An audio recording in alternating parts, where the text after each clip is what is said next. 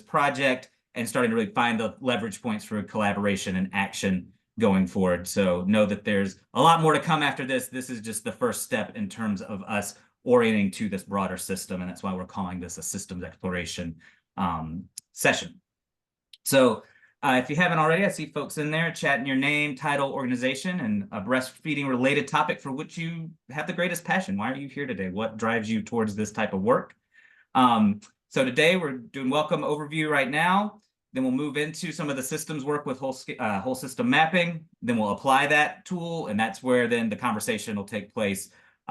We've allotted well over an hour for folks to talk and engage with that system, sort of rudimentary system map of how you all are connected and the work that you do.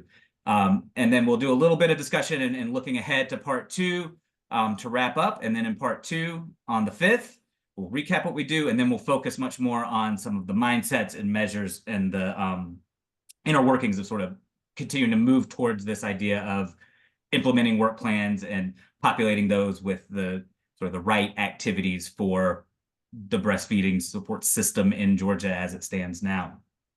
And with that, so I didn't frame it up, but really this part 1 is about who's in the system and what are they doing. And then part 2 is going to be about those mindsets and measures as we then move into CAT-specific convenings to sort of operationalize the work, and then the April convening to explore the whole system in Georgia around all the topics that Debbie will describe here in a moment. So I'll hand it to Debbie to tell us about the Georgia State Physical Activity and Nutrition Project.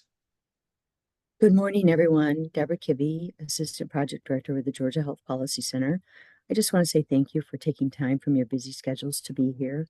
I'm going to come on camera for just a second because we are so pleased that all of you are joining us today and that many of you participated in the meetings where we actually planned this application for the CDC SPAN cooperative agreement.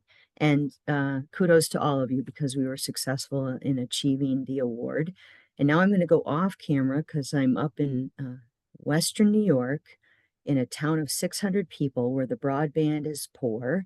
And all of you have had discussions probably within your work about the need for better quality broadband to access telemedicine and other services. So on the last call we had, I kept going off line because my internet failed. So I'm going to just go off camera and then continue with an overview. 2 things before I go. One is please ask questions at any time. You can put them in the chat. You can raise a hand during this session. We want to make sure that your questions get answered before you leave today.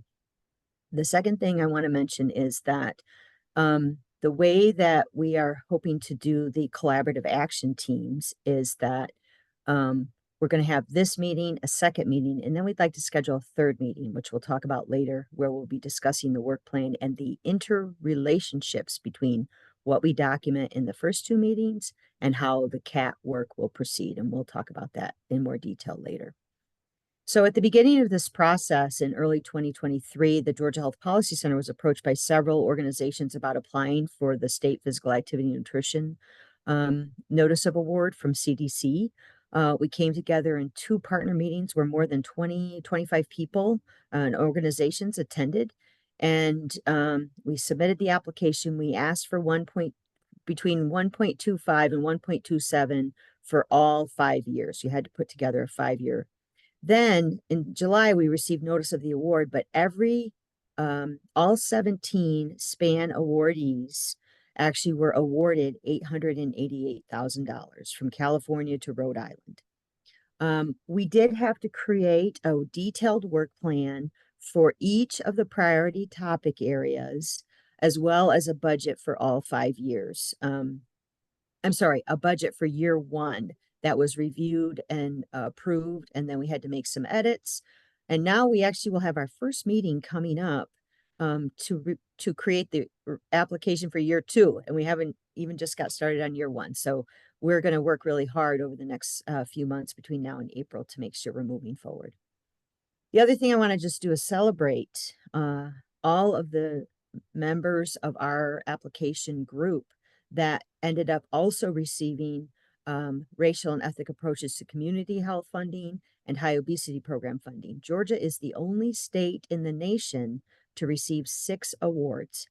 And CDC is very excited about the fact that we know one another, we like one another, and we've worked together for a long time in this space. And so with Savannah and Houston, or the North Central Health District, the Cobb County, YMCA of Coastal Georgia, Morehouse, we and University of Georgia, we're excited to go forward. And right now, this will equate to just under $6 million a year to the state of Georgia for actions in physical activity, nutrition, obesity prevention, farm to early care and education, family healthy weight programs, tobacco use, and vaccine hesitancy. Let's go on. Here are our priority topics for the SPAN work. The nutrition component of it has 2 sub areas: food service guidelines, and then fruit and vegetable voucher and produce RX programs. In the breastfeeding arena, there are a number of priority areas, which we're going to talk about briefly today, but the most important thing today is to hear from you. So I'm going to go pretty rapidly. Let's go. One of the obligations of the notice of award for SPAN was to actually partner and put forth a plan for dissemination of a certain percentage of the funding. So we're doing this in a few ways. One is we have collaborating partners who have experience in the topics that are the priorities. So Monica Griffin is with us today. She is an experienced dietitian with experience in healthcare, nonprofit, state agency, and now she's with Quality Care for Children, one of the child care resource and referral agencies. So she will be our collaborating partner with me on the obesity prevention and farm to early care and education work. We've been working together for several years. All of you know Claire Eden with the Georgia chapter of the American Academy of Pediatrics. She will be the collaborating partner on the breastfeeding component of this. And she also has an agreement with the Department of Public Health on work in breastfeeding. We're going to marry and integrate that work. So we're getting really what we might call collective impact. And I'm not saying that from a collective impact model, a science perspective. I'm saying it from all of you working together to create a collective impact in the state to move policy systems and environmental change forward on breastfeeding. Jennifer Owens at Health Empowers will be the co-lead with Jimmy on physical activity. And then my colleague, Christina Bernhardt, will be partnering with Children's Healthcare of Atlanta, Wendy Palmer and Jean Welch, and Will Sellers at Wholesome Wave, Georgia, to do the nutrition piece. Again, any questions, don't hesitate to put them in the chat. Let's go. We also have overarching topics, the most important of which is the work in equity. The Georgia Health Policy Center has a multi-year project with the Georgia Department of Public Health on a health equity initiative where we're looking at high opportunity pilot areas for advancing equity, working with public health. And then we have a community of practice where we're trying to support the development of individuals in public health and other spaces to be equity champions. That's being led by our team and co-led by a representative at DPH. Today on the call, we have representatives from Karna LLC, and they are our collaborating partner in communications and marketing and evaluation. So I want to stop here for 1 second and explain one thing. We're giving funds away for the purposes of collaborating partnerships that will help us coordinate the collaborative action teams and proceed with the work plan. We're having funding available for communications and marketing initiatives statewide in which we might be developing messages, but we also will be taking messages that you develop as members of the collaborative action team and trying to share them out further, wider through a communications plan that we'll create. The third thing is we're trying to, we have already proposed and have been approved to actually put in a grant making initiative. The collaborative action teams will decide on the structure and the scoring rubric for that. But we want to give away about $100,000 a year in grants in years 2 through 5. And that's something that has to be approved in our year 2 work plan. But our goal is to really diminish the amount of funds that are staying in our organization and move them out into the state over the next years 2 through 5 of this cooperative agreement. Let's go on. these are the evaluation questions that CDC has charged us with focusing on in terms of state level policies and activities to improve healthy eating, physical activity, breastfeeding, and ECE outcomes. And then um, having us think about how health equity approaches have been prioritized at the state and local level. And many of you on the call today are already doing work in equity. And we hope that by collaborating together in these action teams, we'll be able to help further your equity work as well as advance equity at the state level. Let's go on. So we mentioned that Karna is our partner on evaluation and communications. Ken Goodman is on the call today, and he, together with Christina Bernhardt and Jimmy and myself, will actually be helping lead the evaluation with Gene Welch and others. So we wanted to give you a moment to just review what these breastfeeding milestones and measures are. We call them milestones and measures. That's what CDC refers to them as. And our goal is to support you as organizations passionate about breastfeeding to help achieve these milestones as well as document movement on these measures. So you can see there, we will be doing a state or community breastfeeding landscape and implementation type of thing. And I will say this, because of Claire's work with DPH, we're actually going to help facilitate a strategic plan that we hope all of you will be partners in creating. Let's go on. So we have a work plan. The goal is to increased access to programs that provide continuity of care for breastfeeding families. And what we're hoping, everyone, you are all passionate breastfeeding champions. We want to start with a mother when she's thinking about getting pregnant or is pregnant, help her understand the value and import of breastfeeding, helping achieve systems change in hospitals and home health and employers and education systems to ensure that mothers and families receive all the support that they can for breast or chest feeding initiatives, and to achieve policy systems and environmental change. And you might, I saw some of your notes about what you're passionate about, and it's really great to see the diversity of those passions, because that's how we get to a full complement and continuity of care in breastfeeding in Georgia. Let's go on. One last thing I want to mention here is that we've talked about these first two systems engagement sessions. The third one will really focus on understanding this work plan, revising, updating, editing to accommodate all of your activities as partners, to ensure that you can get the what's in it for me answered through the work that's going to happen. Jimmy. Yep, and I think Claire, this is your time to shine. Make this all make sense for breastfeeding folks. Well, it's funny because I feel like a lot of this is preaching to the choir, but thanks for the opportunity to chime in. I first just want to acknowledge that the work we do out of the Georgia chapter that I direct is, of course, done with the support, guidance, and leadership of our active and growing breastfeeding committee, which is made up of pediatricians and neonatologists across Georgia that have special interest in their patients' success with breastfeeding. And I just kind of want to start with this little quote from the recent AAP updated statement on breastfeeding and use of human milk that says, breastfeeding and human milk are the normative standards for infant feeding and nutrition. The short and long-term medical and neurodevelopmental advantages of breastfeeding make breastfeeding or the provision of human milk a public health imperative. So that's why we're all here, this public health imperative sort of resting on this foundation of breastfeeding being the biological norm for human infants. So I just kind of want to point out we're moving, I think, from this strategy of treating breastfeeding like promoting breastfeeding.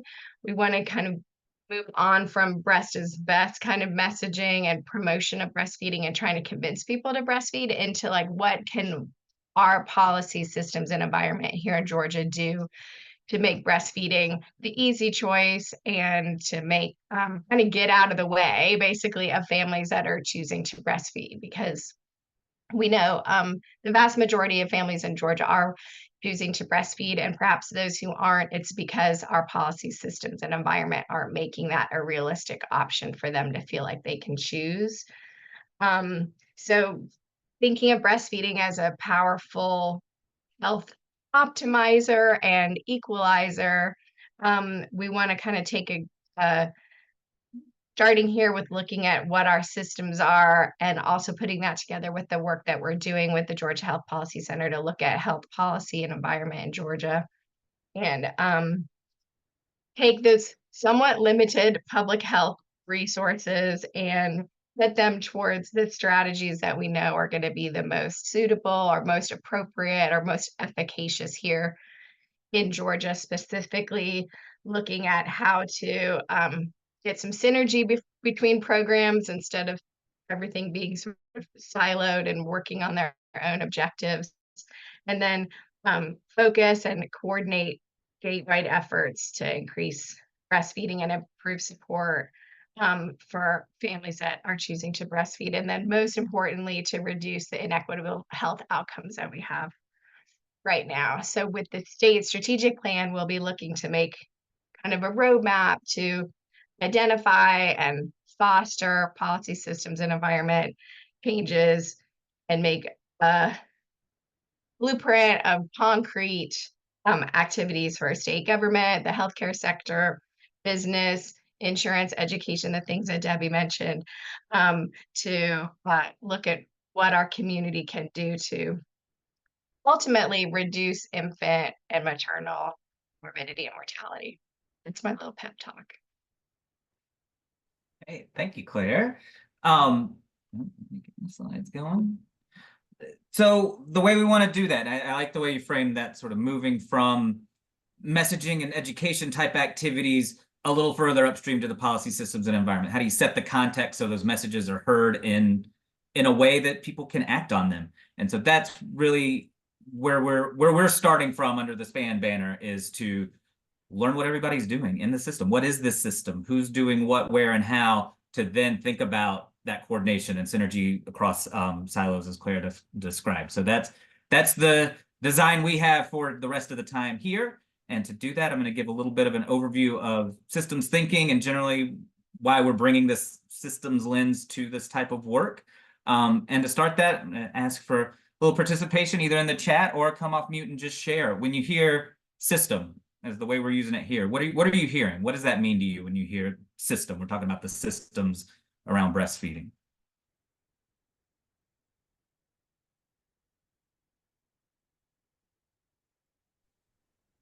It automatically makes me think Hi, of I'm like Valtra healthcare Harris. system. I Sorry. work at Grady Memorial Hospital. I think for me, when I hear that, it makes me like, it seems like so much. Like, it's like, I feel like when Claire said we all work in, these silos, we're all working on things, it seems overwhelming. And I do think something like this is very encouraging for us all to come together. Because when I hear system, I hear like, oh my God, like that might as well be the world in my head. And so how to narrow that down so we are presenting effective as a group, as a city. Atlanta is so big to me. I was in Kansas City for 20 years.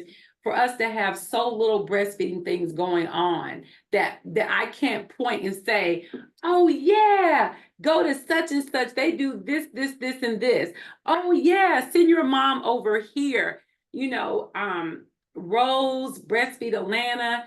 There are the small pockets where we know, but as a system, for me, I hear overwhelming, and hopefully this will help us to get past that. Great, thank you for all that, Valtra. And I think that's exactly what I want to do today, is like, how do you think about those nested systems? What part of the system are you involved in? Which part do you control? And how does that interconnect to the parts you don't? And how do you strategically make those connections? So that's, I think, a very natural kind of perspective. It's overwhelming when you start thinking about systems. Everything's in a system. So what part of the system can you focus on? I think we had, where'd you go? Kiana, and then Dr. Bug.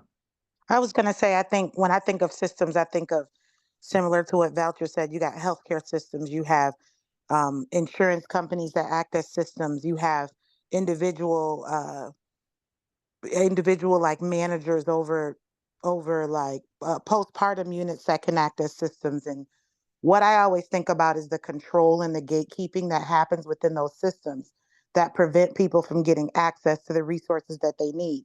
What I find working at the the public level with the public is that when you start to just walk back what happened, why couldn't they get access, it is always a systems issue. Most of it is not that they didn't want the help, it's that there was gatekeeping all along the way. And so how do we strategically impact those systems and break down those systems, but also have open conversations about the amount of the lack of equity in these systems, and how do we directly address them by people who are actually experiencing the lack of equity, and involve people and have them at the table. Because it feels like for so long, like we know what's going on because we're working with the population, but yet we're not at the table. We don't have access to the resources, and we're kind of looked over when it comes to the ability to really make change and express ourselves. So that's where a lot of, when I think of systems, I always think about racism, gatekeeping, because that's what I see when I'm talking to clients, that these are the reasons why they're not able to access care. Yeah, thank you for all that. And it's definitely, those are the structural elements of these systems, and they're designed to have that gatekeeping factor. And we want to hear more from the end user, the people sort of subject to the system, the people with lived experience, making sure that that voice is heard as we structure those systems, so the gatekeeping issue doesn't present itself in the same way. So you can address some of that racism and inequity that's built into our systems. They're designed in a certain way, and doing this type of work helps to dismantle that and understand how all that's interconnected and how it's affecting you and your direct service and your patients and the people you're working with in the community, who ultimately is who needs to be best served by this, by these types of efforts. And so again, these types of systems thinking methods help really navigate that complexity. And over time, we won't get to it here, but as we build on these systems thinking and mapping processes, will help to identify those really strong leverage points for synergy across the system, to reduce some of those gatekeeping aspects, to observe and call those out and discuss them in an open forum where we're talking about the system much more than maybe talking about what an individual did or didn't do. We're talking about how the system's structured to even create that choice in the first place. And working at that level, you can start to see a lot more impact across the population from a public health kind of perspective. I know Dr. Bug is out there, had her hand up. Kimry, what do you want to share about what is a system? Good morning. My two colleagues explained it so well. I feel exactly what they said. They said it all. And then my BFF, Jimmy, summed it up fine too. So I'm going to just let us move on. Thank you. Thank you, Dr. Bug. I'm looking in the chat. Those involved, including the connections and resources they can access, how they work together. Yes, connections, referral, knowledge. These are all sort of the sinews of the system. How does it all work together, or it doesn't work? I think a lot of folks might say that the system's not working, and that's a systems challenge, because the system gets the output it's designed to get. That's why we focus so much on how do you redesign the system? How do you work to change those structures to produce the better outcomes? So I'm going to move us ahead. So this gets some of the comments about the complexity of systems and what they are. And we use this sort of illustration of a mountain here to talk about the different levels of system modeling, system thinking, system mapping. A lot of folks will think, oh, system, that's, a detailed systems model where I put in data and get data out, and it really drives towards specific, cost benefits of certain policy options. And it can be that, but that's really the top of the mountain. That's the most intense version of systems work. It requires a lot of data, a lot of expertise, a lot of resources. And that's something we can build towards, but it's the top of the mountain, and we want to work towards that. The examples here on the left is just something I pulled that sort of shows an epidemiologic model. On the right is the Georgia Childhood Obesity Model that Debbie Kibbe and some others in our shop, and maybe even on this call, worked with, and really created a robust mathematical model to show policymakers the trade-offs between different policy options, and that actually influenced some of the policies at the state level in Georgia. So these are powerful tools, but that's not the only way to do systems. Going a little bit further down, we get to the mapping, and that's really just describing the system. That's a little bit of what we're going to do today with the whole systems mapping approach. On the left there, basically a table. That's what we're really going to start building today to identify the parts of this system. On the right there in the middle is the Georgia opioid system map that Georgia Health Policy Center and others in that system worked to characterize and map out. And then on the right is, I should have looked it up before I forget the type, small, but shows another type of these maps where it's really thinking about the interconnectedness and how things are related. So the maps describe the systems, and there's a lot of tools to move towards system mapping and doing that in an effective way to identify these silos, identify the connection points, and all that can be done with kind of limited additional resources and limited technical expertise. Really, in these cases, you have someone like me who fancies themselves a systems thinker and an expert in using these, providing you with the tools to map your system. So it's a much more collaborative space where people can bring in all those different perspectives on the system and produce typically a visual that helps navigate that complexity. But it really all starts with these systems thinking mindsets, and that requires the least amount of resource or the least amount of training. That's really just thinking about the work you do as a part of these complex systems. And can often, systems thinking mindsets can be spurred by just some dedicated questions. There's examples here. The 5 R's is some we've used in our maternal and child health work, and I think comes from UN, kind of a global health model, but basically just tries to lay out in 5 R's the sort of the rules, results, roles, the pieces of the system, quickly describe it. The 6-question framework there in the middle at the bottom, that's a set of framing questions for policy analysis that the Georgia Health Policy Center put together years ago that's just informed by the system's perspective. There's targeted questions, and that's really where we're at today. And on the right is the iceberg, is one of my favorite systems metaphors that we use to frame these types of conversations. And I'll touch on that a little bit later. And I think in a future session, we'll go a little bit deeper with the iceberg framework, depending on where we get. So that's the sort of systems mountain. And we're really starting down here at the bottom of just having these you already have the mindsets. Those of you that shared your view of what a system is, that's just a mindset. You're thinking in that space, and we're going to use some rudimentary system mapping, the whole system mapping tool, to help us think about the work that we can do together and are already doing together. And so one of the formal definitions of a system from Donella Meadows, one of the systems thinking gurus of the 20th and 21st century, I think, is a system is a set of elements interconnected in a structure that produces characteristic results. And there's 3 parts of that definition, and they're key that they stack on each other. So here, looks like it might be a car, but here it's just the set of elements. This is sort of what we're trying to do today, is get a handle on the elements in the system. Then we'll think about how they're interconnected. Here, you got the elements of a car, but they're interconnected in a structure that doesn't look like a car. It turns into these sculptures, and they might serve a purpose for community art or something else, but it's not the characteristic result that you think of when you think of a car. A box that moves people from point A to B on 4 wheels, that's a car. And it takes all 3 of these parts of the definition working together. And so we start here to share, you all are elements in the breastfeeding support system in Georgia.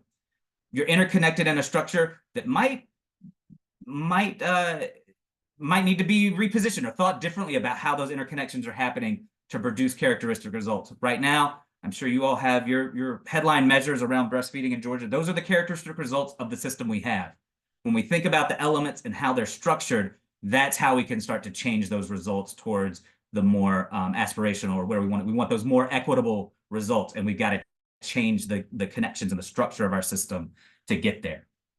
And it's really key. This goes back again to that complexity aspect, that there are system boundaries and systems are nested within each other. Keeping the car example here on the left, the car in and of itself is a system, but then there's subsystems within that. There's the air conditioning system, there's the exhaust system, there's the sound system, the entertainment system in cars. All of those have their own interrelatedness and the way they work, but then they work together in the system of a car. Going in the other direction, the car is a system that's nested in a broader highway transportation system here. So we've got lots of roads, lots of different cars, all operating in this one networked system of roadways. And then on the right is kind of a multimodal transportation system where you've got freight movement, people on bikes, you've got transit, you've got all different types of different dimensions of the transportation system that still includes cars, still includes highways and roads, but also includes freight movement, the walk bike trails, all that stuff, that really rounds out the usefulness of the system. And it's important to think about the part of the system you work on. Are you working in the car? Are you working in the highway? Are you working at the highest level of across all the public health systems that affect breastfeeding? And the answer is probably yes, in some fashion to all those. And using systems thinking just helps you consider where your targets for action might be in a given context and how that's nested and what kind of expertise do you need to bring. In this example, a mechanic really needs to understand the muffler and the parts of that exhaust system to work on that. That's where their expertise is important. That's a little less important when you're thinking about decisions that affect these larger, highway networks or multimodal transportation systems. That's where your civil engineers and people with a different perspective on the system can leverage their expertise in different ways. You don't necessarily need the person who's really great at bicycle planning.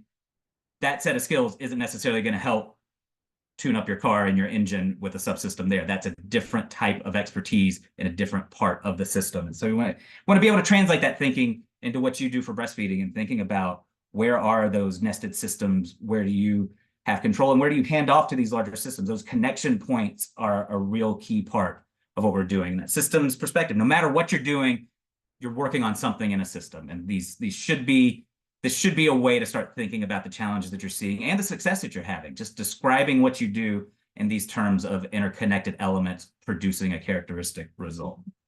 Rarely do you get a chance to completely redesign the system. I think a lot of us would like to do that across many different types of systems in America or in the world. Rarely do you really have that option. So we're always really tasked with looking at these existing systems. That's what you're representing here today. You're an existing part of the breastfeeding system. And we want to think about how it's interconnected, producing results, and then what can we change about the structure of that system? So we're not throwing out the whole table. We're really just working with that one chair to make sure that it's able to have, level participation at the table. The guy on the right there, he just changed his bicycle system to have a basket on the front so he could carry things in there. He made a change to that system rather than completely throwing out the bicycle or the transportation system he was using. So again, those are kind of tongue-in-cheek examples, but are meant to illustrate the power of changing parts of the system to achieve the outcomes rather than necessarily thinking you have to completely redesign the system. You want to characterize the system and then use that thinking to find the pieces you can change to improve the outcomes that you care about. And when you do these systems thinking and system mapping activities together, that's where the power really comes out. You can spend all day mapping the system yourself and understanding your perspective of it.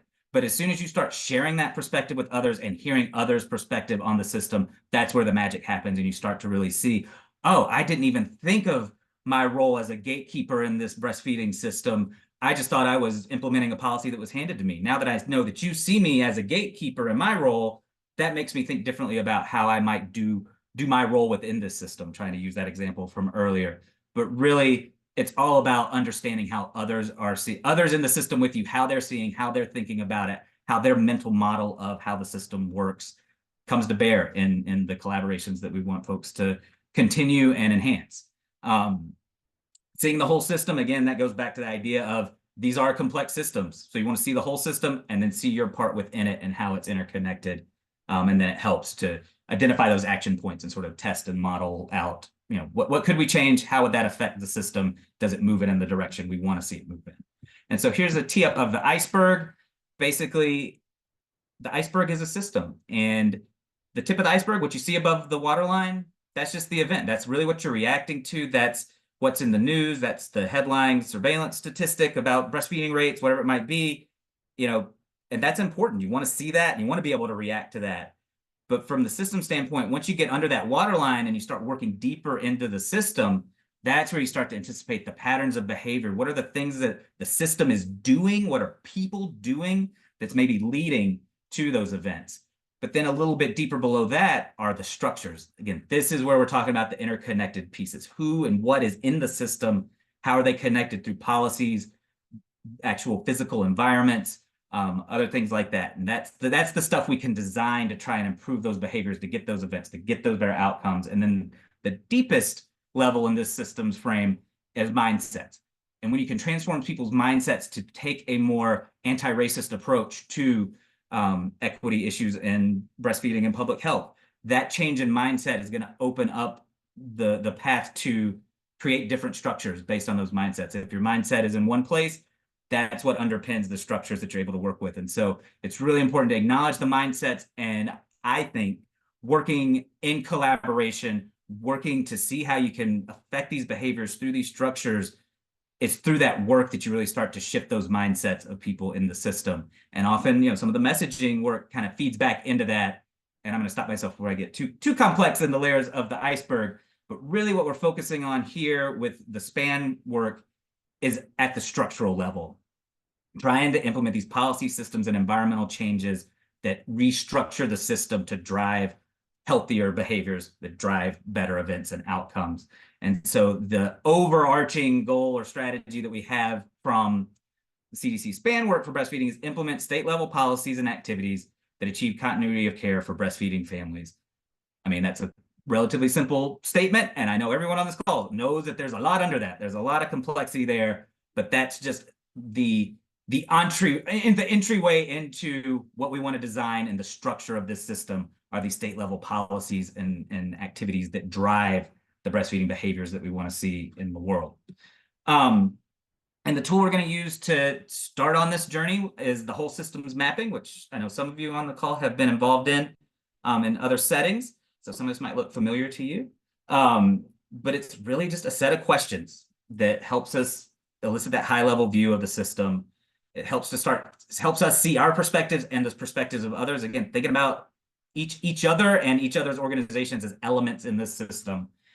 And the product is really a table. It's pretty simple when it comes down to it. It's a visual table that just sort of shows where everybody is, what they're doing, and then we'll take that information and process it and try and really identify those key connection points in collaboration with the CAT team here. Can also help identify who's not at the table, what voices are you not hearing, and then start moving towards identifying those actions and the strategies and the stuff that'll be coming in part 2 and other meetings of this group when you start to get into that operationalizing what we want to do with the system now that we've described it. So the whole system map, is just a table with a series of questions. Questions don't always have to be the same. We came up with these as kind of generic questions to use for this group here. As you get into this work, if you want to add other columns, I think that's clearly on the table and what we'll encourage you to do in the future. Here we want to really characterize who's here, what they're doing, who they're doing it with, and that's about as far as we'll get today. But we're hoping that gives you all an opportunity to really share your work and start to identify those connections. So in each row, there's a different partner organization or agency. And I know with this group, we've got a lot of independent consultants. So you yourself might be the element in the system if you're not tied to a larger organization that does work here. So keep that in mind as we get into the activity. Key steps for whole system mapping is thinking about what are the boundaries we want to map. I think generally here, there's a geographic boundary of what's happening in Georgia and what are the policy systems and environments in Georgia that we want to work with. But you all might see it differently. There might really be some federal or regional parts of the system that are worth bringing into the conversation here.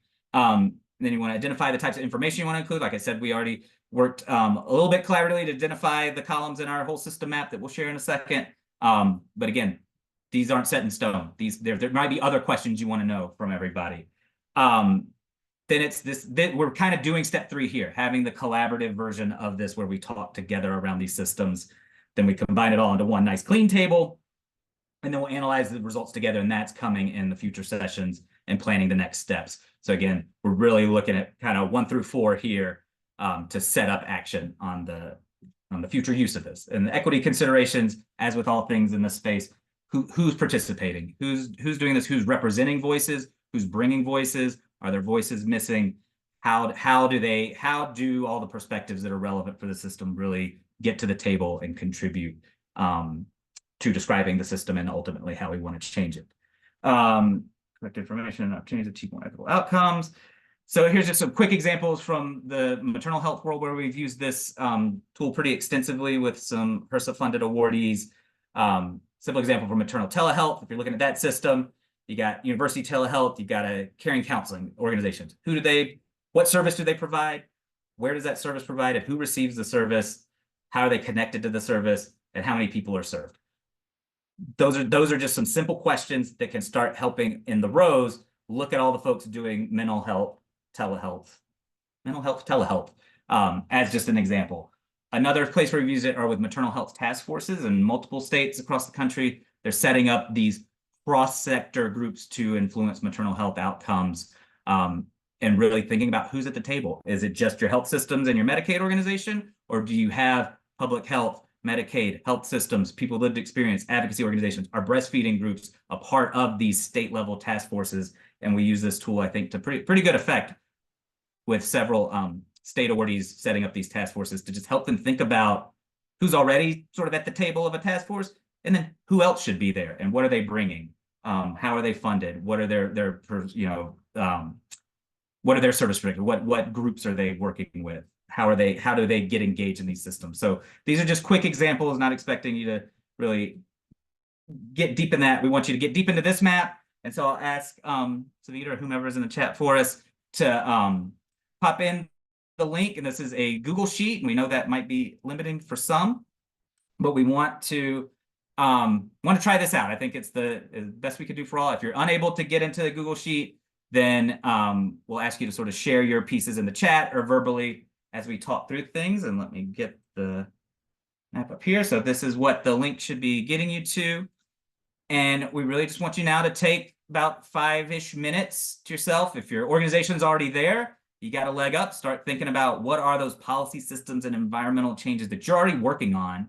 Then what geography do you currently serve? Are you statewide? Are you specifically in Atlanta? Are you in Valdosta? Where do you work?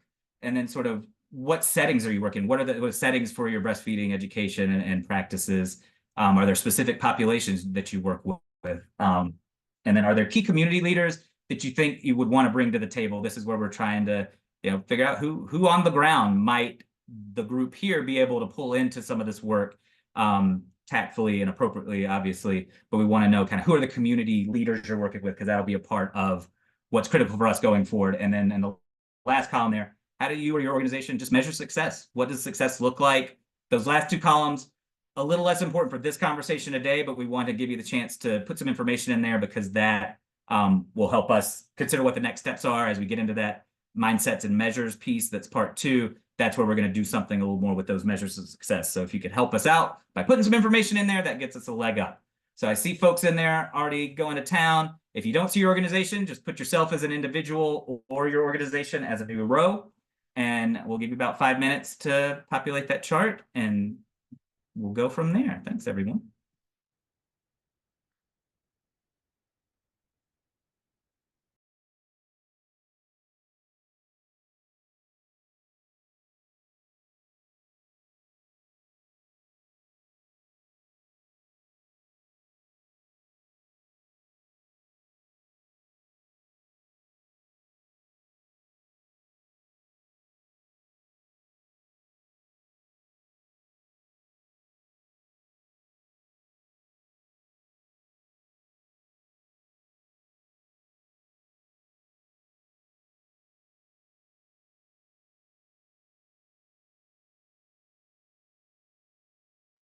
I may be stating the obvious, but I just want to be clear that the last 2 columns, are there any key community leaders? And by that, we mean anybody that could potentially be breastfeeding champions. And then the last thing is, how do you, your organization, measure success? We are looking for anything associated with breastfeeding, continuity of care, breastfeeding, measures that your organization may use to report success. So this will help us ensure we integrate things. And then I don't know if I said it out loud, but after you fill it in, then we're going to spend some time talking through it. And that's your chance to come off mute, share what you do, talk about your organization, and talk with your peers here. So that's the next step after we populate the chart.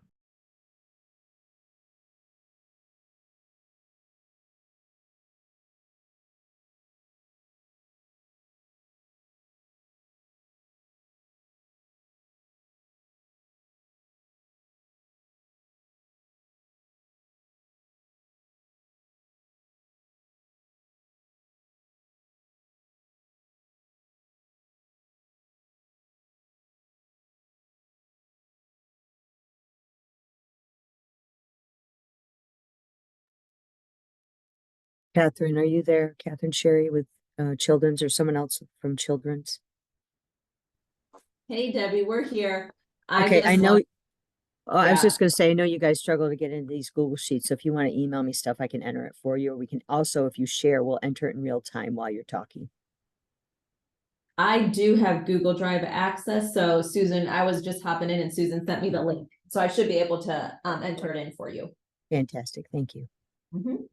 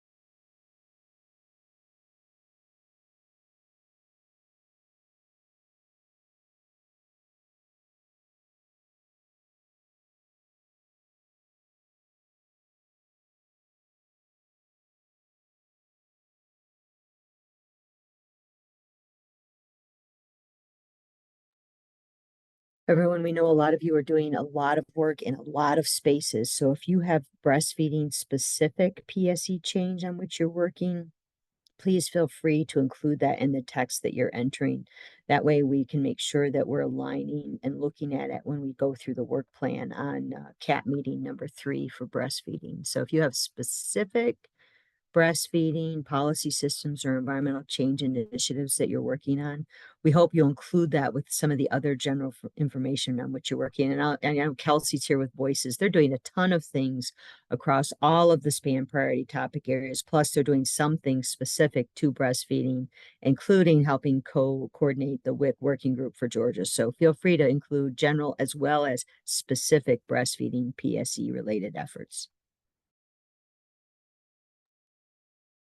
Yeah, it looks like we've got enough started in there to go on to start sharing, unless someone objects and wants to continue working in there. And I forgot again, we're still getting our legs under us of these meetings and how we want to do them across the different CAT groups. I neglected again to draw attention to the top there, where the CDC defined goals for this breastfeeding strategy under the SPAN award are listed to increase the access to the programs that provide the continuity of care and breastfeeding families. Strategy is implement the state level policies to do that. And so that's sort of the angle we're taking on it, but want to recognize that not all your work is necessarily going to fall under that, but that's our sort of North Star of where we're headed. And what from our perspective as the SPAN team, we want to build on that and around that to support those as the underlying strategy for our work.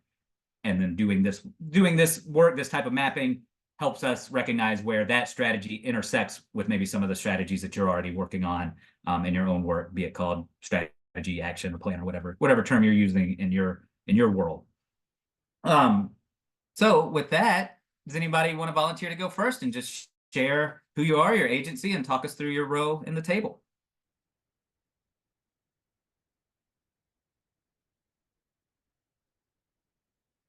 I can go first. Thanks, Sorry I am a little late, but hi everyone, Kelsey Silvio, Voices for Georgia's Children. So what I put in for our PSC section, and Debbie and Jimmy, let me know kind of the best way to do it because I know we're participating in a couple of these. So I've made the sections a little different, like as it applies to the work group. But if you want one kind of formal one that looks the same across all spreadsheets, I can create that and drop it in appropriately. So just let me know. But for this chat, I put child development. We're in the spaces of like child development, ECE, nutrition access, public benefits. Like Debbie mentioned, we co-lead the WIC work group with the Atlanta Community Food Bank, and has a variety of different partners. Just looking off this list, CHOA's in there, AAP, Debbie obviously is on it. We have Healthy Mothers, Healthy Babies, and I'm just kind of spot glancing, so sorry if I didn't say. But the partners are a big part of what we do in the work group because they've been in the space much longer than we have. So I do want to make that comment. We also are involved in the SNAP work groups, the infant and early child mental health work group. I think that might be able to kind of play a piece in maybe some of the stuff we're doing. And then we're in healthcare access, behavioral, mental health, physical health, and then infant and maternal health. What we do work-wise covers statewide, and we do the policy settings, public benefit, administrative, and state agency settings, a lot of convening and facilitating discussions with different advocates. Our specific population, we say 0 to 18. Children is really, it's a whole child focus that we have, but some benefit programs cover children up to age 26, like some foster care benefits and things like that. And so it's not a super tight 18 depending on what the resources can be. And a lot of that impacts the guardians and caregivers in that space. Key partners, we run a number of different health coalitions, one of them being the WIC work group. So I think being able to pull from a lot of those partners might be helpful. And then ways we measure success are specific to policy related things passing, but also really looking at an increase in access and utilization of benefits, different ways that we can streamline or upgrade technologies to help with individuals' access. So those kind of things are how we measure. Thanks, Kelsey. Could you say a little bit more in the last column there, specifically around your breastfeeding work? What is success? So that's probably more in the WIC work group, which I would say there are probably some other partners on the call that have a bit more experience with it. But the conversation around it is access to education around it, lactation, like the actual staff that would support those who are trying to breastfeed, so lactation consultants, things like that. It falls heavily in the WIC space because WIC provides formula, but it also does a lot of breastfeeding education and things like that, and how it ties to the nutrition needs being met for the kids, and then also the development that it has for it. So that's kind of the spaces where I think we overlap with it. Great. Thank you. Who would like to go next?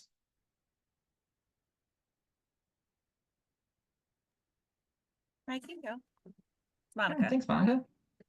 So I'm with Quality Care for Children. So we are strictly within that ECE setting, early care and education. So childcare centers, family childcare learning homes. And so within the rules and regulations of the Child and Adult Care Food Program, as well as Georgia's system that rates quality for childcare and the licensing regulations for ECE, there's language about breastfeeding, promotion, support, and best practices. And so that's sort of where we are currently in this space as far as those systems are concerned. I do some professional development and training in infant feeding, so we certainly do talk about breastfeeding when we're talking about primarily babies right now, but we don't have like a clear breastfeeding only initiative. Monica, when you say we, you're saying QCC, or you're saying Child Care Resource and Referral, or are you saying ECE generally on that last statement? I wouldn't say there's a big statewide ECE breastfeeding initiative that I know of. It's not to say that locally there might not be folks that are doing some of that really targeted work. But certainly within QCC, you know, the food program piece we work on, there are rules and regulations that we support them with, and best practices too, and with quality rated. Truthfully, it's more of like an optional thing. If that's what they've chosen to work on, then their TA would help them make sure they have a space that's more than just available, right? It's comfortable, has an outlet, that kind of stuff. But I'm at least not aware of a current statewide kind of push for like a breastfeeding friendly childcare. So it sounds like, Thank you. there's a lot of interconnected part. You might be a key translator of the information from the breastfeeding system into these other quality care related systems, all these pieces of information that are useful for others to use. You're capturing them in a certain type of context. I heard you also mention kind of some of the policy aspects of that. So without knowing exactly what you're talking about, it sounds like you're very much in that structural space, setting the table for others to be able to do better breastfeeding education and ultimately uptake, right? Yeah, so I know what they have to do. I know what they're supposed to do. I know what we want them to do. But I understand sort of the barriers and limitations that the providers kind of have on them to sort of translate maybe what the breastfeeding folks would really like to see in something that could sort of be applied and work in that setting, and make sure that they're able to follow all the rules that they need to be following too. Yeah. So there's a little bit of setting the rules, which are a structure of the system, but then providing that system of support to understand those rules and follow them. And that gets into that behavioral layer of the iceberg a little bit. So thank you. Who would like to share next? Hey, Jimmy, I'll go next. Hey, Andre, how you doing? I'm doing well. Good to see you this morning. So I am presenting on Reaching Our Sisters Everywhere. When it comes to the activities we do, so breastfeeding support, we do provide free direct breastfeeding support. We do lactation skills training, both at beginner, intermediate, and advanced levels. But our main focus is around the peer support trainings that we do, and we also do equity trainings. Jimmy, of course, you know us from our national work, but we are, as you can see, based here in Georgia. And so our efforts and activities we do are also statewide, and it revolves around with a lot of collaborations with partnering organizations. Our setting is both community and public health work. So working directly within community settings, whether that's through health fairs and that engagement there, through our work that we do through training community-based peer support providers, and then also working in collaboration with several public health systems and hospital, I meant to add that. The specific population that we're focused on are pregnant and lactating families with a hyper focus around addressing racial inequities in breastfeeding support and resources. And so with there being significant inequities amongst Black families, we do spend a lot of times prioritizing Black families in the work that we do. And then the key community leaders we would like to bring to the table, I'm gonna lift up having community-based peer support providers and home visitors, Healthy Start, doulas, and in which the different categories that doulas do often operate, meant to also include midwives and birth workers, and then of course fatherhood practitioners. As you know, with Rose, we also have a program within our organization, Reaching Our Brothers Everywhere, that is centered on educating, equipping, and empowering men on how to support their family's journey with breastfeeding and reduce infant mortality. And in some of the ways our organization measures success in our activities is when we're looking at direct breastfeeding support, is whether or not those support needs are met for the family. When it comes to our trainings, we're really looking at to see whether those that have participated in our trainings indicate readiness to utilize the skills learned that's discussed. So those are just a couple of our metrics. Thank you. And I might know too much or whatever it is, know enough to be dangerous, but not enough to understand. But didn't you guys also recently have a pretty good policy victory around lactation consulting? And was that in that space? We did, yes. It was in within our organization space related to the Georgia lactation licensure bill and our organization concerns that we had regarding the language and pieces of that law and its impact that it may have along the spectrum of breastfeeding support providers that are here within the state and their ability to work. Thank you. I just wanted to raise that because I know a little bit about Rose from other collaborations that you guys are working nationally, locally, that, you know, the whole gambit of, you know, state level policy change that then supports the direct services that you're providing to folks in the communities and being deeply embedded kind of in both aspects of the system, I think is a real feather in your cap of ability to work at all that. And I think is I would hesitate to say, but a good model for others to consider if appropriate for your organization. How do you work on the ground and in these policy spaces? And again, doing this type of activity is meant to help sort of nest that together and see all the different ways we could work together that may not be readily apparent. Andrew, and Kimberly, you dropped politicians and businesses in the chat there. What was that in response to? Okay, people that need to be at this table, folks like Park Cannon and Sally, who have done lots of work in the state on breastfeeding and for around birthing people, and also businesses, because of course you're going to need some money to expand childcare and all of those things that we would need to do to make this work. So businesses also to the table. I think, and Debbie, I think you had a point, but I would react to that a little bit and say that I think that's something we often kind of miss. We think of sort of the politicians as the people we're trying to influence, or the businesses, we want them to be differently.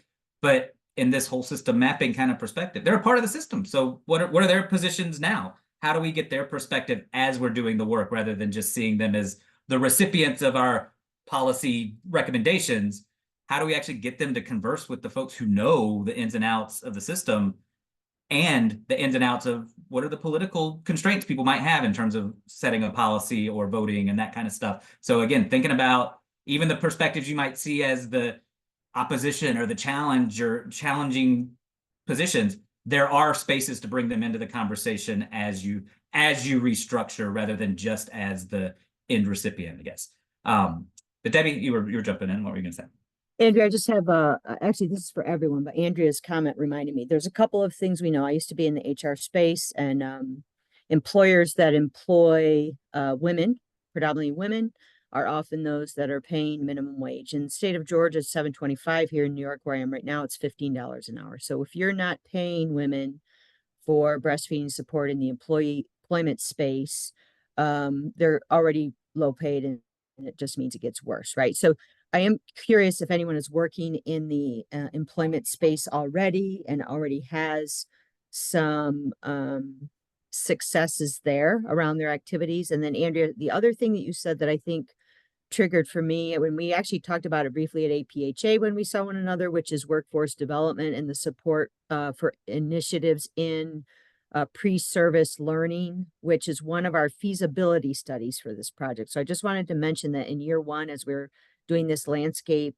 review, et cetera, one of them is a feasibility study with a couple of other SPAN awardees to look at adding breastfeeding education to individuals going into healthcare or other service type of positions where they could become breastfeeding consultants, supports, doulas, all of those things that Andrea mentioned. So that is one of our feasibility studies this year.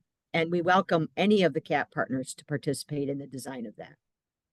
Thank you for mentioning those things. I want to lift up that the Office of Women's Health does have a really great industry-specific related to lactation accommodations, resources that I think often gets underutilized. And so it was a couple of years ago, but I think the material is still very much so relevant. And Rose also helped support some of the efforts for curating the resources around that. And it basically breaks down from different industries: agriculture, retail, hospitality, fast food, and so on and so forth, about how to ensure that there are lactation accommodations within those workspaces, and what, different businesses can do, and also how organizations within communities can also help advocate and connect with businesses around that. And I will say that for our lactation support resources, we do not have income requirements in order to receive lactation support resources, because we, as Kiana had mentioned earlier, the systems of racism is significant. So regardless of socioeconomic status, we recognize that there are some significant racial barriers that impact the families in our state and being able to get equitable access to care. So we do not have income restrictions for those to be able to get breastfeeding support from our organization. And that's a very clear policy, or absence of a policy, that's a part of your system, because you have a audience you're trying to get to, and income's not the threshold. Income's not the thing that you're worried about in that sense. So you don't need that type of policy. In other settings, you might need that. And so again, thinking about different parts of the system, different levers in there. And then I wanted to circle back, but Debbie was sharing about the workforce development aspect of it. That to me is a pretty clear subsystem nested within this broader breastfeeding support system. We could spend, a whole group talking about just the workforce development aspect of that. So again, you can see how this complexity sort of gets into these silos, and here, how are we talking across those? And I saw another sort of policy pop there in the chat that's really great to share. But I'm going to ask who would like to share their row on the table next. I can share. This is Kiana. Kiana, go ahead. My organization is Ready, Set, Push. And so we offer free or low cost prenatal, I like to call it quality prenatal education for low income families. So currently we have 2 free breastfeeding classes that we do each month. It's similar to what Andrea was saying. We don't limit it to Medicaid families, because we do want Black families to be able to access our resources, because lots of times there's just not an equitable way for this to happen. So although I call it low income, and from the data that we recently started collecting, we do get a lot more Medicaid families than others, but we do get some private insurance too. We also want to increase access to lactation at pediatricians' offices. So right now, we're working with one office. We hope to branch that out to several more as we use this model. It's a difficult model. It's a lot of moving pieces that goes with doing third-party billing and working with pediatricians, and even just finding a pediatrician that is breastfeeding friendly to work with. There are lots of things, but it is beautiful to see the access given to people who may not have otherwise had access to a lactation consultant. We provide opportunities for LCs to get their hours, because of course they can come work with myself or another or other LCs to pair with to get their hours as they attempt to become Black IBCLCs, which their numbers are a lot smaller in comparison to others. And we also want to provide opportunities for safer donor human milk. So we recently started a milk alliance here in Georgia where we collect donor human milk. We screen very similarly to what the milk banks do. We don't pasteurize milk, but what we do is we collect the milk, we screen, we get lab work, we get their existing lab work, and then we give out milk based on a tier system. We also are working to create a system similar to what they have in Detroit so that we can move milk around We know there's a family in Columbus who has a NICU baby who wants to get breast milk back to their baby at Choa, but there's just no way. In Detroit, they've created a beautiful way to move milk. We hope to imitate them here in Atlanta. So national, because our classes are virtual. So anybody anywhere can get on them. We recently just completed the online Lamaze childbirth class, and it's nice to see people slowly going in and taking that series. I haven't officially rolled it out because there's still a few kinks, but people are going in and signing up for that, and that's totally free. The base of our work is definitely community, because we are heavy in the community. Every 3 months, we try to do a diaper drive, which not only is a great marketing tool for us, but it also just highlights the needs of the people in our community in South Atlanta. We give away diapers, but diapers aren't the primary focus. We want them to see that they can get doulas, to see that they can get breastfeeding classes, to find out about pelvic floor therapy, mental health support. So we have vendors that come. This past one, we were able to have Healthy Mothers, Healthy Babies. It was in the lobby of Southern Regional Medical Center, which we all know has been in the news. And it was a beautiful event that we hosted there. So yes, our focus is on low income families, but because I'm in Clayton County, primarily most of the families that we serve are Black families, but we do get a lot of Hispanic families too, that are accessing our services. Who I would like to see come as OBs, because that's usually the first point of care, and see if we can, increase their access to breastfeeding education.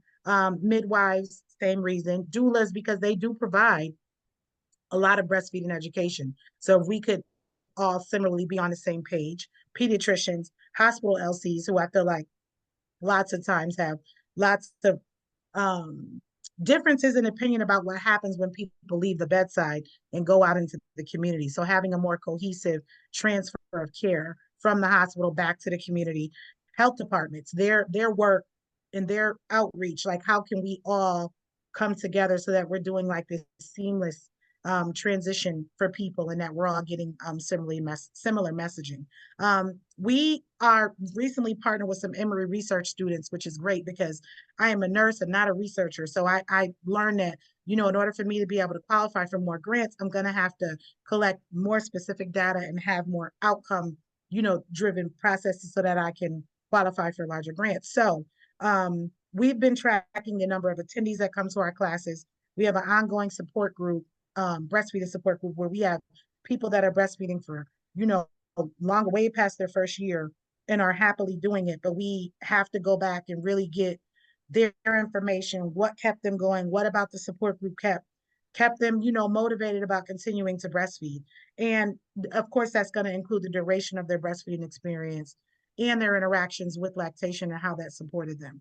Specific to their the community that we created, that was based on the support that they were able to get from people who looked like them and could also identify with the very similar struggles that they face as they navigated breastfeeding, returning to work, mental health issues, support or lack of support. So these are all things that we are working on collecting so that we can share our data with others. Awesome. Thank you so much for that, sharing that and the work that you do. That's amazing. And I want to raise a little bit of what I was hearing, kind of, again, these different systems nested within this bigger system. I heard there's the sort of data system, the practice system, and the research system. And maybe it's the data are the indicators of the system, and that's the thing that connects some of those. So without the research system, you're maybe not getting the data and being able to use it in an impactful way. But without focusing on the practice system, you're not really making the change in the world that you want to see. And sometimes those can seem very disparate. And again, part of what we're trying to do here is align those and look for those examples of where that's all connected to improve practice and improve policy. So thank you for all that. Who else would like to share? Christina, I see you coming off on video. Are you next? Hello, everybody. I'm Christina Cheek. I'm here with the Baby Love Program Healthy Start here in Valdosta, way down at the tip of Georgia.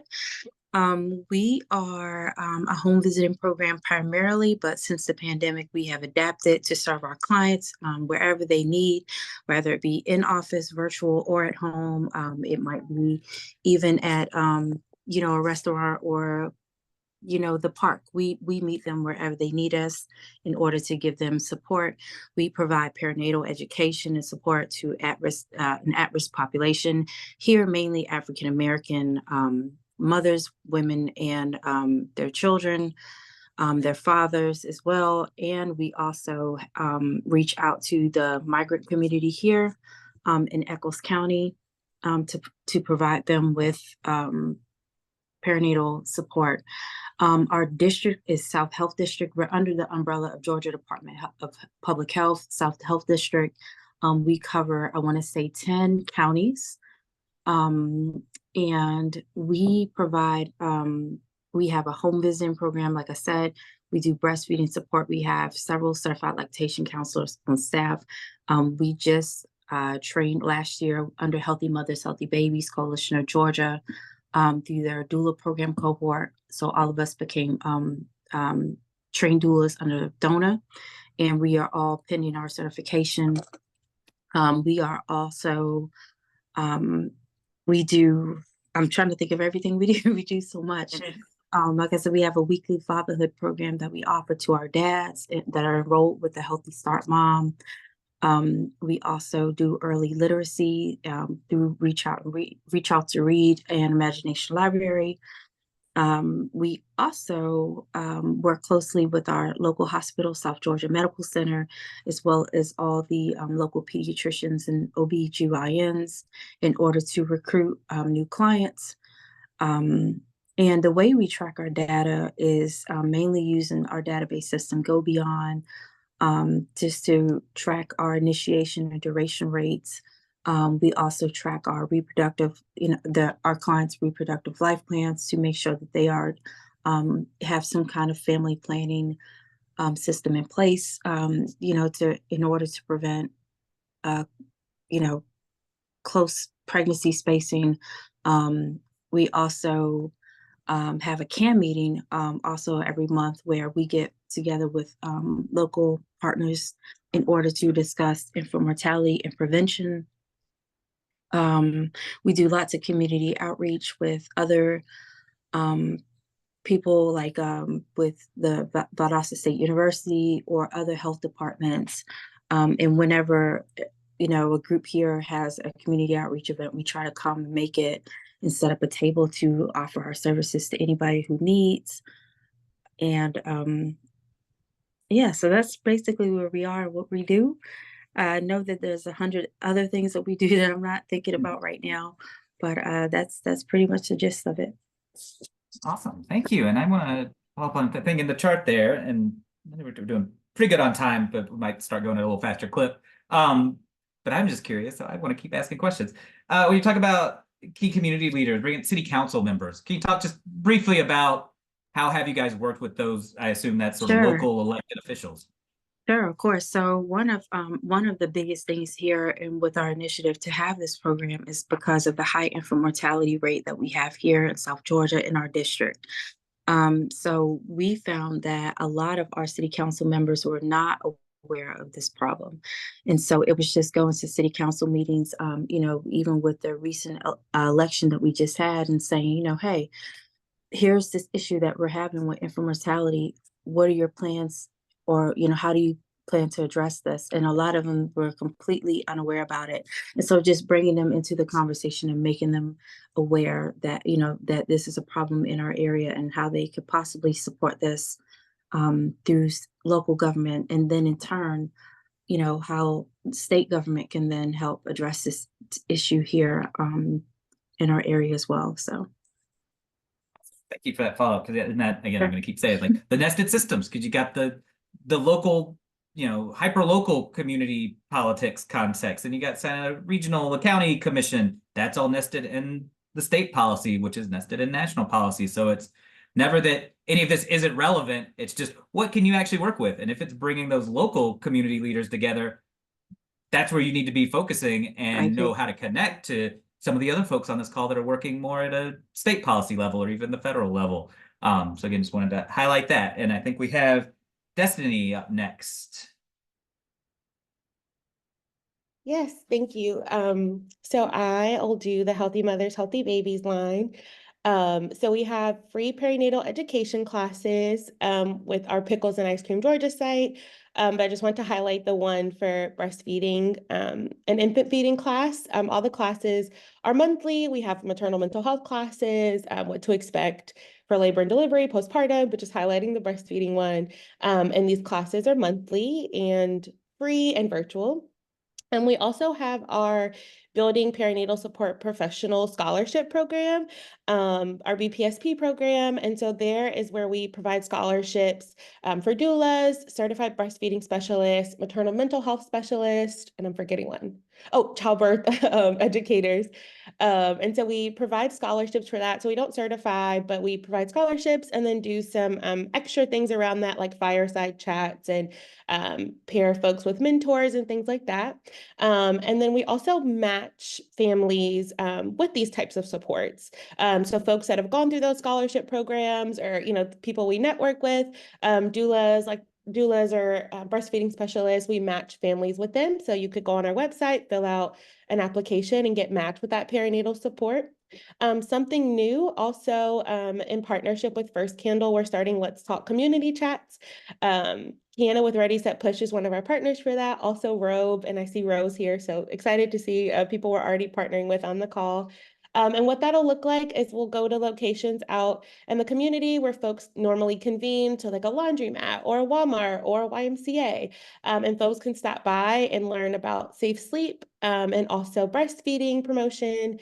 They can get some items or resources like boppy pillows or sleep sacks and things like that from trainers that'll be lactation consultants or doulas, but also dads and grandparents as well, getting those lay people out there to also help educate. So that's something new starting in April that we'll do monthly. And then I think that's all. We're community-based and how we evaluate for the classes, we do class attendance, and then also we do pre and post surveys with families. And then for something like the Let's Talk chats that we have in partnership with First Candle, because it's a little bit of a larger grant, we do outsource for evaluation and Morehouse does that. But I think I covered everything. Community leaders, I feel like people have already shared all of the good ones, so I'll echo that. Great, thank you very much. And Thank you. now Susan, I think you were next for children. Yes. Hey there. Okay. Okay. Hey, this is Catherine and Susan from Children's Healthcare. So we're kind of a little bit of a different organization, where on our side, where we're working in child advocacy, is a lot more of a supportive partnership. So we do have our inpatient hospital side, which we have our, donor milk program and lactation support, IBCLCs within the hospital. But that's not really where we work. Where we are more on the child advocacy side, we're more of our prevention and education content. So we have our own website where we have a lot of breastfeeding education and materials there. We support community events when asked, and those can be baby friendly or breastfeeding events. And then we also have a partnership with Georgia WIC. And so, helping them in their efforts and, what we can do on that side. So that's kind of, I wouldn't necessarily say we have strong policies in place currently on our child advocacy side, as we're more of a support organization for a lot of the places that do have more breastfeeding policies in place. Geography wise, statewide, of course, we do have a new initiative that just launched, where we will be in a couple specific rural communities. We don't exactly know what that looks like, but we are trying to target some rural communities with our education, with our training. So there'll be more to come on that. And I think some good partnerships down the road, and seeing what that work looks like. Our settings, so just as far as kind of like I mentioned, child advocacy, we're really out in the community doing trainings, creating content and education. And then we have our hospital inpatient side. Pre-COVID, we were pretty close with the hospital inpatient side, and we did a lot of events with them surrounding breastfeeding. And then post-COVID, we just haven't had as close of a connect with the IBCLCs. So that's really something that, kind of from this work has spurred, that we need to get back in content and see what types of things are going on on the hospital side with lactation.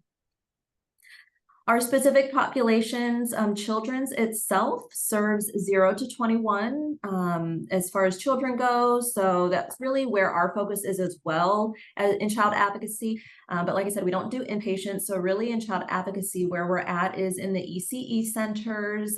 We have education there on nutrition, physical activity, and resilience.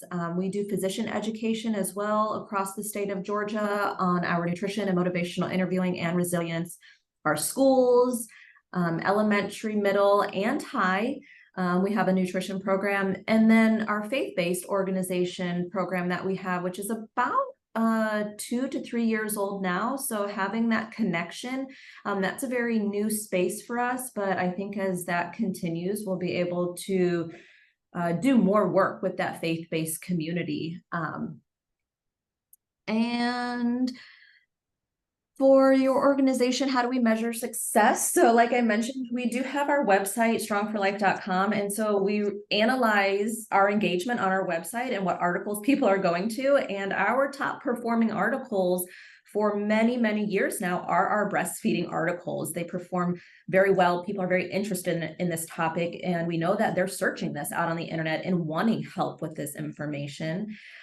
We also track our community outreach. So anytime we're going to places that ask for our services, and then we use RedCap as our data collection database, where we are always having pre and post surveys for any type of education that we're doing or wanting to gather the content that we create and seeing how it's performing. And that's us. Great. Thanks so much. Continue to be impressed by what you all do. And a word that's come up several times, and I know it has kind of specific connotations, is support.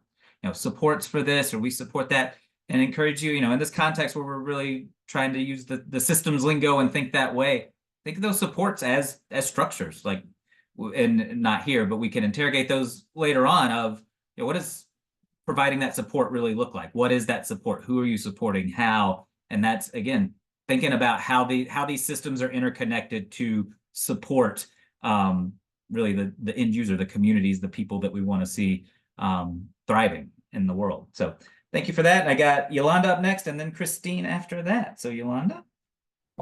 Hello, my name is Yolanda Jenkins, and I'm with Coastal Health District, which is only a small part of Georgia Department of Public Health.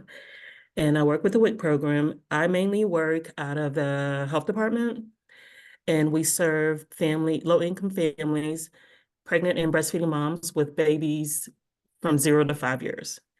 We offer breastfeeding support through breastfeeding education within our clinics. When the moms come to their prenatal visits or breastfeeding appointments, they get breastfeeding education from staff. They also are supported by breastfeeding peer counselors, and that's a program that was, it's nationwide, the breastfeeding peer counselor program. And what peer counselors do is they support moms throughout their pregnancy, talking to them about the benefits of breastfeeding, getting them prepared for breastfeeding and helping them, supporting them in reaching their breastfeeding goals.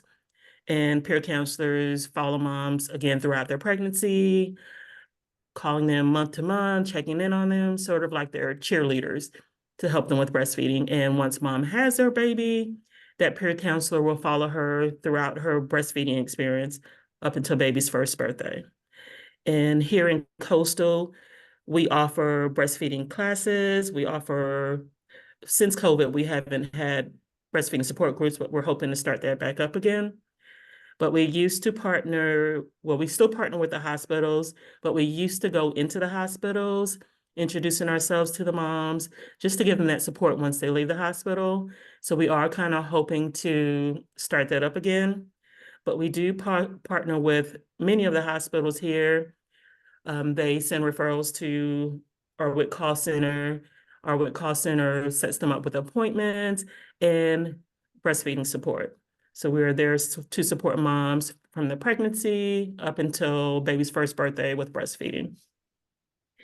And again, Yolanda, sorry, but just want to make sure you're not on the chart yet. I'm not seeing coastal on here, so you're sharing though, I right? put it under Georgia Department of Public Health. Thank you. Under which one? Sorry. I'm trying to catch up. Let's see. That one, on the first one, it says WIC. Okay, great. Thank you. Yeah. Sorry, keep going. It's us. Okay. Again, we serve low-income prenatal and breastfeeding moms and their children from the ages of 0 to 5. And of course, I am in Coastal, which is the southeast part of Georgia. And what else did I miss? Who we would like to communicate with as far as the community leaders will be pediatricians who can make or break a breastfeeding experience. So we would like to partner with this with the pediatricians and employers, just spreading the need for better support for our moms so that they can continue to breastfeed. And how we measure success, or how the state measures success, is through the data that they receive from the peer counselor database. The peer counselors have to enter their mom's information and contacts within the database. So they measure it that way, as well as our new eWIC system that kind of tracks the breastfeeding duration. So that's how we measure the success, through the peer counselor program and the eWIC system. Thank you. You're welcome. Chiming in from the coast. I like it. All right, Christine. And Good tell me morning. what row you're on so I don't get confused. I'm the other Department of Public Health. Austin? We are House and County Board of Health. We are actually a REACH funded grant. So we are just kind of getting on our feet. We have several initiatives that we are working on. One is active living, so safe and accessible physical activity like bicycle routes and sidewalks. We are also doing nutrition, so promoting those food service and voucher programs and produce prescription. We are doing ECE, so farm to ECE, breastfeeding and physical activity. And then we're also doing vaccine promotion, increasing awareness and accessibility to the uninsured and underinsured. We cover Hancock, Baldwin, and Washington County. We're mainly working in the ECE centers, local health departments, working with community partners and existing coalitions. We are primarily serving the African American population in the lower income areas in the counties that we cover. Some key community partners or leaders that we want to bring to the table would be our county commissioners, Board of Health members, existing coalitions, ECE centers, so the daycares and Head Starts in the counties, WIC, so primarily with the breastfeeding peer counselors in the WIC departments, and Family Connections. Some of the ways that we are measuring success is looking at what health disparities have decreased within the counties. Have we strengthened or implemented any of the breastfeeding policies in the ECE setting, so the daycares and Head Starts? And are our residents taking advantage of the resources we're bringing into the counties, like food banks, food voucher programs like WIC, or produce prescription? Are we seeing an increase in vaccines and health department services? So doing a little bit. That's pretty good. No, you're doing a lot. That's great. All right. Let's see. Who has anybody from AAP? I think is the last row not bolded. Hi, Is that you, everyone. Claire? I can Hi. speak for the So breastfeeding Claire, since this one's coalition you, as well. Sorry. I'll let you go ahead and introduce as an element in the system, and then you can just take the transition into what my next steps be. You and Debbie can talk, reflect on this and everything. So you can be the last element in the system to describe yourself, and then open the conversation a little bit more broadly. So sorry to butt in, but go ahead. Yeah, no problem, Jimmy. Thank you. So here at the Georgia chapter AAP, we partner with the Department of Public Health to provide physician education through the EPIC breastfeeding program. Many of you have partaken. It is geared towards physicians and healthcare providers, but it's really open to anyone working with new families in Georgia. We also provide technical assistance and subject matter expertise to birthing hospitals regarding maternity care practices. What that looks like right now is our educational partnership with the Georgia Perinatal Quality Collaborative's newborn initiative or neonatal initiative called Optimizing Newborn Nutrition. So we help with, guiding the initiative, and then we provide 2 webinars every quarter and also micro lessons available to everybody on the Georgia Train website, regarding mainly clinical applications of ways to optimize maternity care practices to optimize breastfeeding outcomes.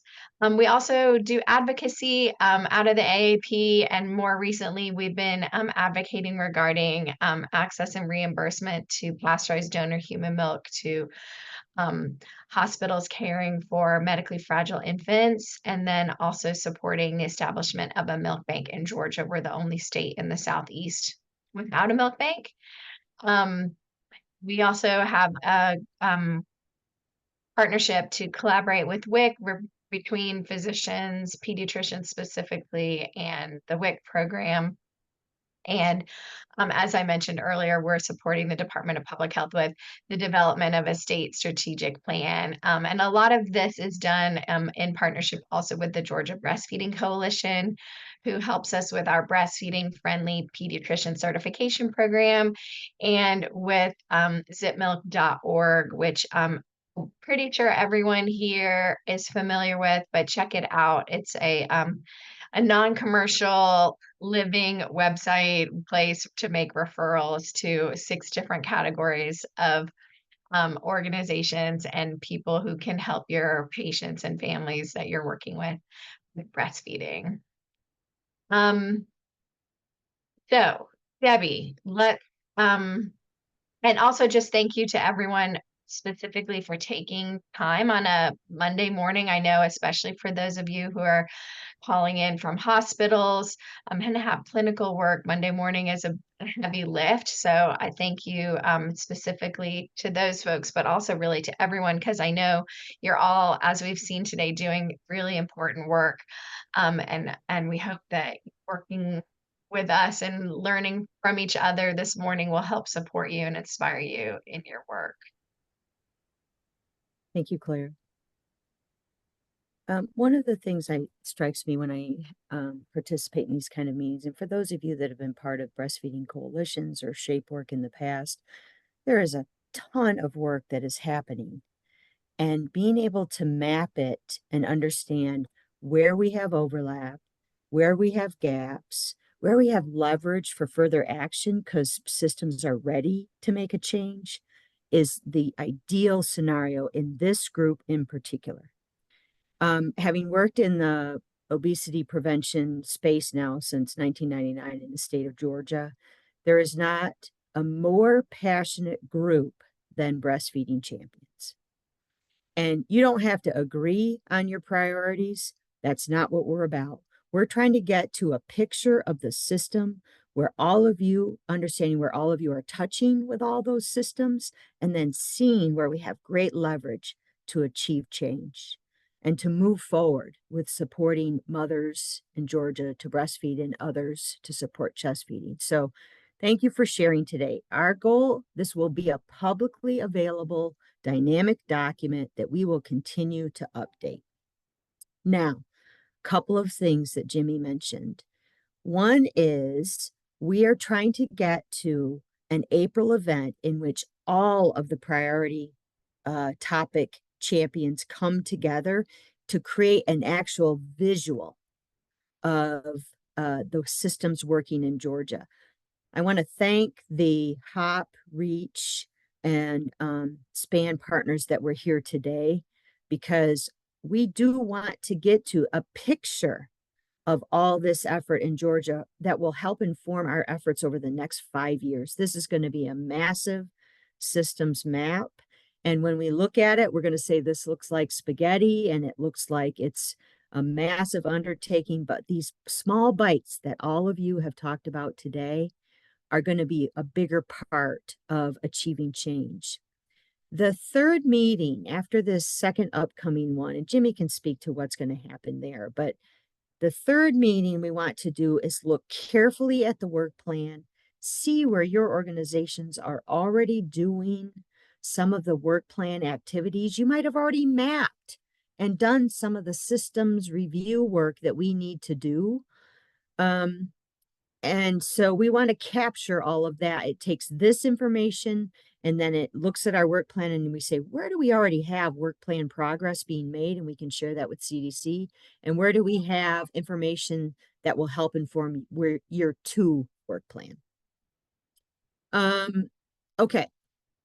Couple of other things. We want to schedule a third meeting that takes place before the April 29th and 30th event.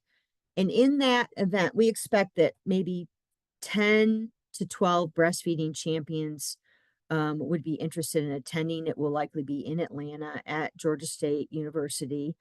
And so we're going to send information about that as it becomes available. Tori and our colleague here on the call today is helping organize that convening. The third meeting, I'm sorry, I'm jumping around, you guys. My brain is a little bit sleep deprived. The third, let me just stop. The third meeting we're trying to host, focus on work plan and integration of what you've shared today to see where in the work plan you've already made progress. The fourth meeting is going to be that all parties convening April 29th and 30th, where everybody across the state is going to come together. Our hope is that you will invite others to the Breastfeeding Collaborative Action Team, people that you know are champions, so that we can make sure that all voices are heard. The other thing we're doing as a team, we have included funding in our budget to go out into communities and to get input from those voices of individuals who are impacted disparately by accessing breastfeeding resources and supports, who are troubled to get nutrition support, physical activity support, obesity prevention, and farm to ECE efforts. So we are going to gather information from the voices of those who are impacted by the many disparities that we see in Georgia. Jimmy, what have I forgotten? I don't know, I think you got all of it. So there's a lot more to come. Like I said, this is not a first step for you all. It's a first step for us under the GSPAN banner to bring folks together, orient to this system, as Debbie described, various meetings of this group that will eventually become a collaborative action team. You're not committing to anything by being here now, and you're not committing to anything if you show up at the next meeting. We're really doing the lay of the land work here and then looking to recruit people into those slightly more formal action teams that will be a part of our work. But again, the overarching message is our work should connect with your work and vice versa. And it's not one or the other. It's a both and kind of situation. And Jimmy, so I'm sorry, can I mention one more thing? I'm so sorry to interrupt you, but somebody sent me an email while you were talking. This recruitment of CAT membership never stops. It's dynamic. You can join at any time. So don't feel like this is you start and you stop. You come and go, and we want you to be here. So the recruitment will never stop. Yeah, we're being adaptive. And I think that's all I wanted to cover today. I think some of my colleagues will get the put the general email address in there for Georgia Span, where we can sort of quarterback communications across our whole team. So look to somebody to put that in the chat. That's where you can follow up for more questions if you don't have our individual email addresses. But also got 10 minutes here. We can certainly wrap up early, but do want to turn it back to the group for any sort of final reflections, reactions to what you heard from your peers out in your peers in the breastfeeding system. Just any reactions, thoughts, or final words from our participants here, and then we'll wrap up and go on with our day.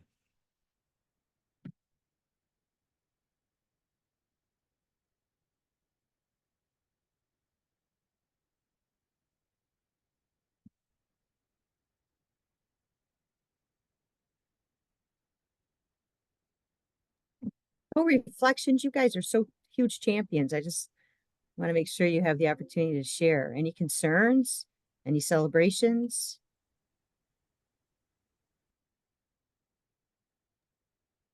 I would say feeling, these kind of conversations always leave me feeling hopeful. Doing the work is heavy. And we often talk about, as especially as Black birth workers, how we have to protect ourselves because we're traumatized as we hear the stories. And it's really disheartening as we try to go about our work and we hear about the things that are happening to people in our community. And it can, especially for small orgs like me and mine, it can feel, we can feel powerless to really affect change. So being able to sit at a table and feel like we might have an opportunity to affect some of the systems that we clearly see are causing this trauma and these inequities and directly impacting the people's ability to access care. It leaves me feeling a little hopeful. And I also want to say too that there are also systems that aren't racist. There are also classism that, because I'm the hospital, I think that, I know best, or I'm the hospital LC, so I only refer to these type of LCs. Like, we really are interested in using who's there doing the work. If we know that there's counselors that are somewhere that are passionate and that can do the work, then why can't we work together? Why do we have to have this classism that exists that just further impacts the ability for people in the community to access care? So I wanted to add that too. Like, I focus a lot on the racism because it impacts me almost on a daily basis, but there's also classism that exists. And I think that those are conversations that we need to have. I sometimes feel like our needs and our community needs almost can't be lumped together in the whole system. They need to be separated out. We need to be able to work separately because our issues are so separate, not just for the people that we serve, but the people who do the work. We face barriers and gatekeeping and inequities, and yet we're still out here trying to do the work. So I just wanted to share. That's where I sit, but I am thankful for sessions like this that give us access that we wouldn't, even as the ones doing the work, would never even get the opportunity to have.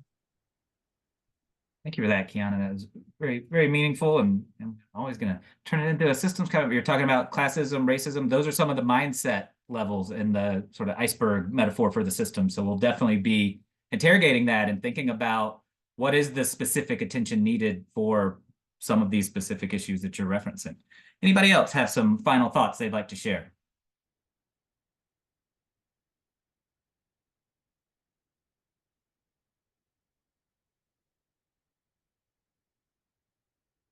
Hearing none, I think we can wrap, and I'll ask Ken, Claire, and the GHBC team to stay on for a quick debrief.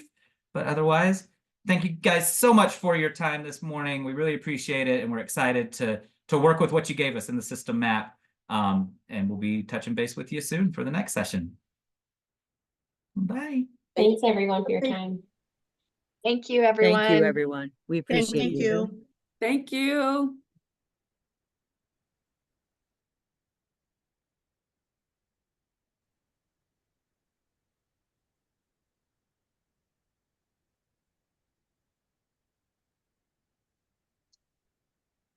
Stop our recording. Catherine